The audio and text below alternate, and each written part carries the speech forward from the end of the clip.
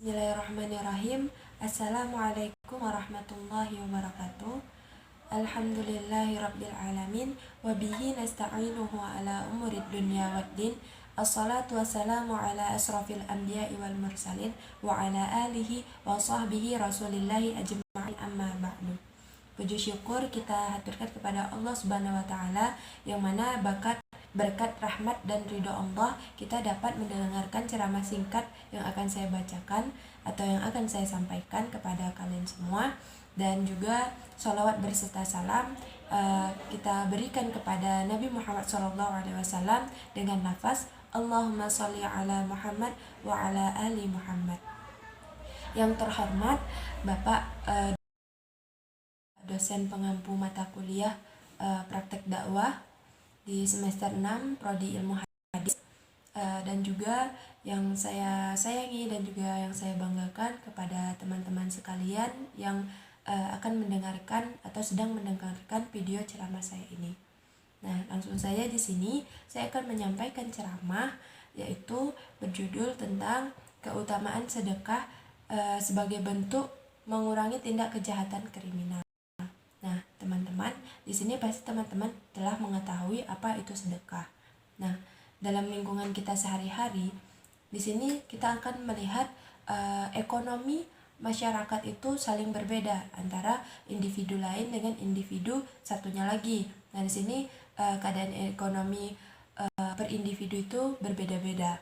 Nah, sehingga antara orang yang berkecukupan dengan orang yang kurang berkecukupan itu jika misalnya di dalam suatu masyarakat, lingkungan masyarakat terjadi kerenggangan antara mereka atau nampaknya pengelompokan di antara mereka, nah di sini akan memunculkan suatu tindakan seperti tindakan kejahatan, pencurian dan sebagainya. Hal ini dilatar belakangi jika orang yang kurang berkecukupan memiliki suatu kebutuhan yang memang kebutuhan tersebut mendesak. Nah, di sini mereka jika tidak ada yang bisa membantu mereka, maka mereka akan menghalalkan segala cara untuk memenuhi kebutuhan yang mendesak tadi. Nah, teman-teman, keimanan seorang umat itu akan berbeda setiap harinya. Kenapa? Karena ini disesuaikan dengan ibadah mereka dan juga amalan yang mereka lakukan. Karena dalam suatu hadis saya pernah membaca bahwa keimanan seorang hamba itu bisa saja naik dan bisa saja turun. Nah, kemudian dalam suatu hadis saya menemukan bahwa yang berbunyi kada faqra ayakuna kufran, yang artinya kemiskinan itu mengarahkan kepada kekafiran atau kekufuran.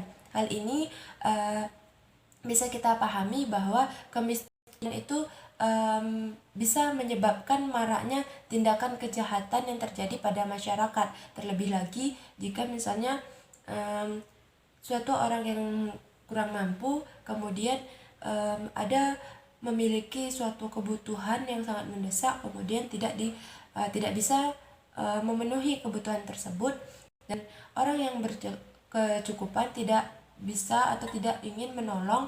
Nah, di sini akan terjadi suatu hal tindakan kejahatan, baik itu mencuri, merampok dan lain sebagainya. Nah, dalam Islam itu Islam memberikan suatu solusi yang mana bahwa orang yang berkecukupan itu bisa memberikan sedekah berupa sedekah kepada orang yang kurang mampu. Sedekah ini baik berupa harta, barang dan lain sebagainya yang dirasa sangat menguntungkan bagi orang lain apabila diberikan. Nah, dari sinilah Islam memberikan solusi berupa sedekah yang mana dapat menolong orang lain dan juga dapat menolong diri dia di dunia dan di akhirat. Nah, di sini saya juga menemukan suatu hadis yaitu riwayat Bukhari. Di sini ada seorang lelaki, ketika itu beliau ini berkeinginan untuk menyampaikan atau memberikan sedekah kepada orang lain. Nah, dia keluar dari rumahnya dan dia pergi, kemudian dia memberikan sedekah. Ternyata sedekahnya itu terberikan atau tersampaikan kepada seorang pencuri. Nah, kemudian dia berjanji lagi dia akan memberikan sedekah keesokan harinya kepada orang yang tepat.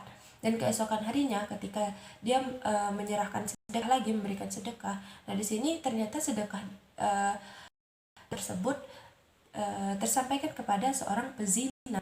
Nah, kemudian keesokan harinya beliau ini berniat lagi untuk melaksanakan memberikan sedekah kembali. Nah, kemudian ternyata keesokan harinya ketika beliau ini memberikan sedekah, nah sedekah itu tersampaikan kepada orang kaya. Kemudian beliau mempasrahkan dirinya kepada Allah Subhanahu wa taala. Beliau berdoa, "Ya Allah, segala puji bagimu.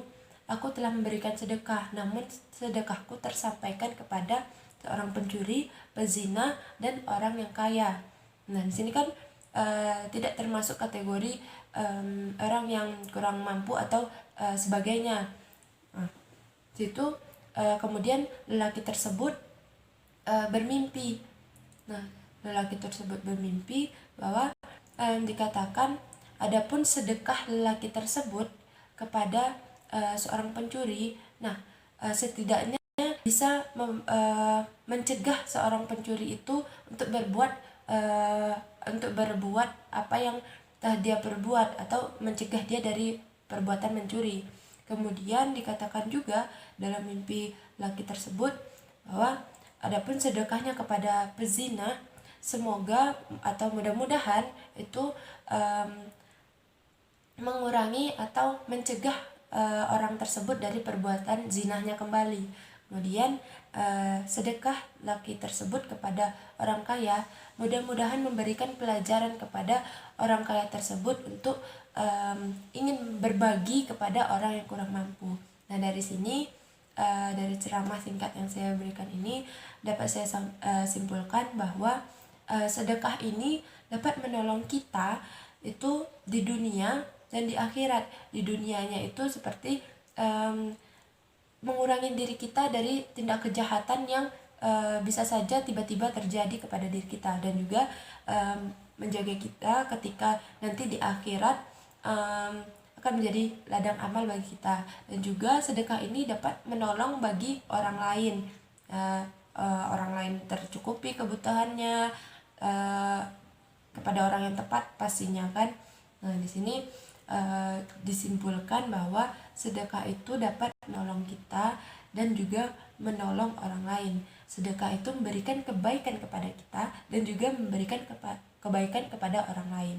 Nah, jadi dari sini jangan segan-segan atau sungkan-sungkan untuk memberikan sedekah, walaupun hanya sedikit.